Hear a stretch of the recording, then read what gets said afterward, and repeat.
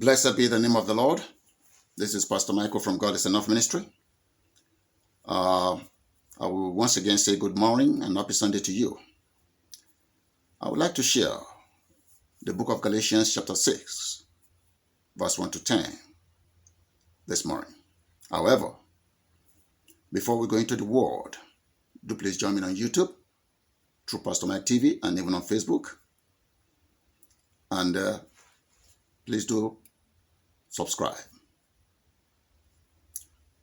The topic for today is, are you in the business of mocking God?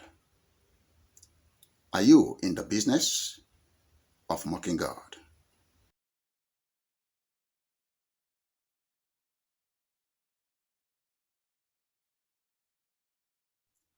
As disciple of Christ, are you truthfully functioning according to His will?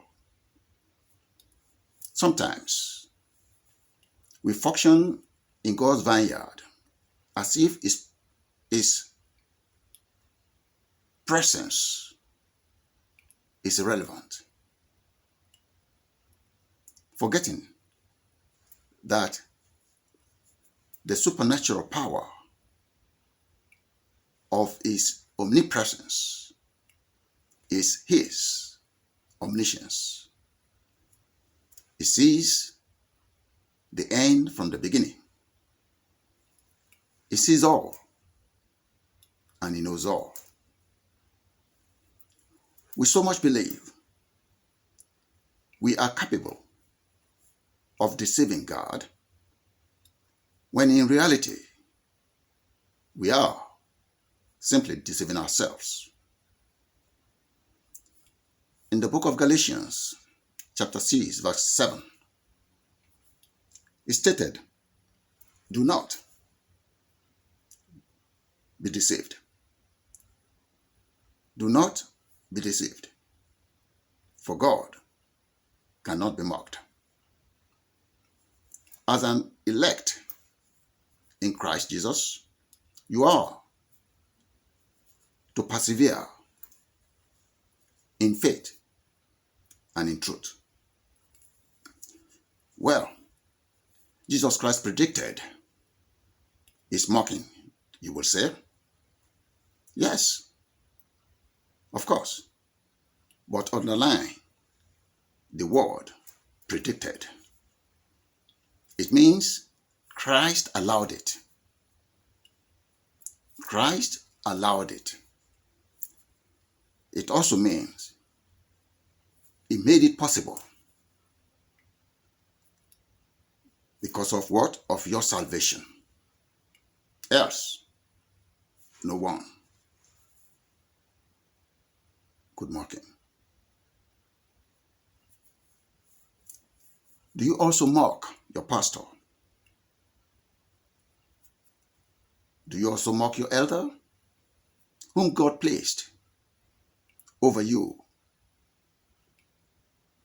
in His vineyard, through your words, through your actions, and through your service in the church of God?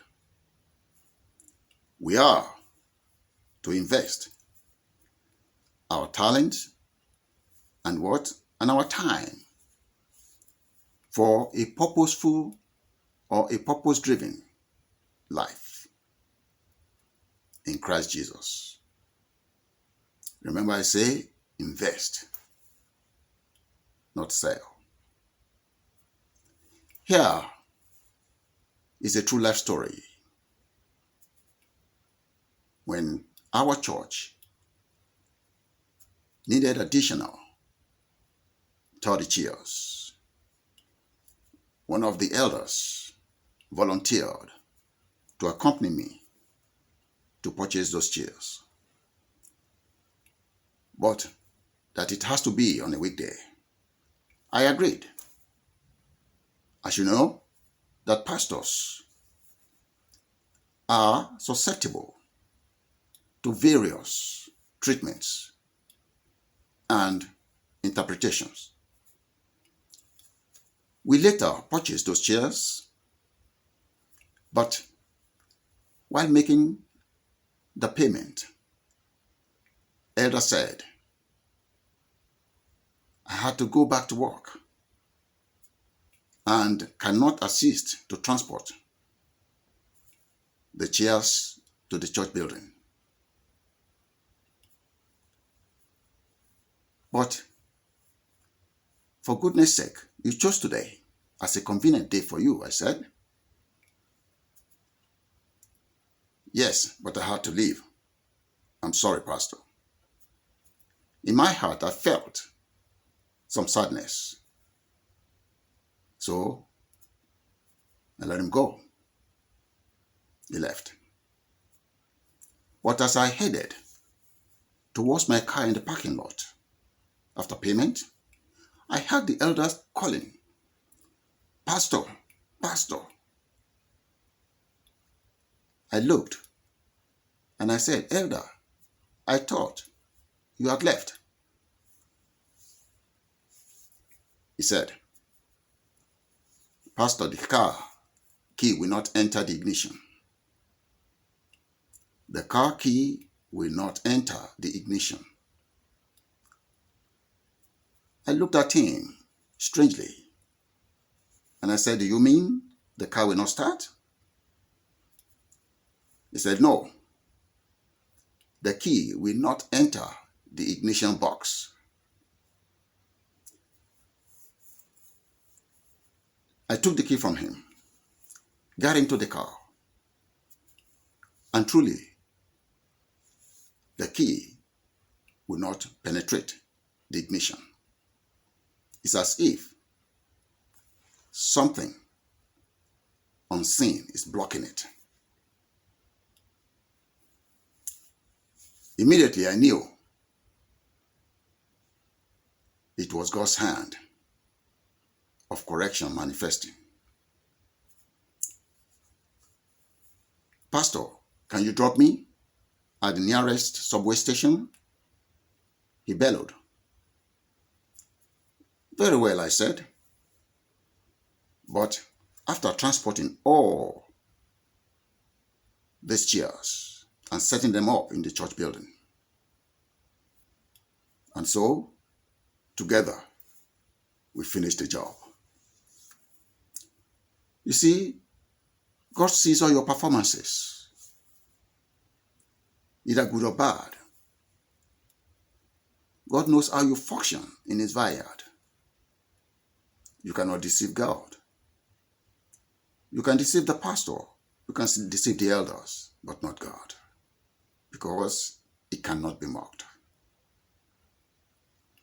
He later called me and said, the towing service started the car with the same key and drove off instead of towing the vehicle. That attests to the hand of God in manifestation. The question now is, are you a reluctant disciple of Jesus Christ? Are you a reluctant disciple of Jesus Christ? Are you in conformity with His will? Or, better still, are you in the business of mocking God? Well, brethren, I will stop right here for now. Until next time, when we shall meet again. But do please remember that God is absolutely enough for you. And do please stay blessed.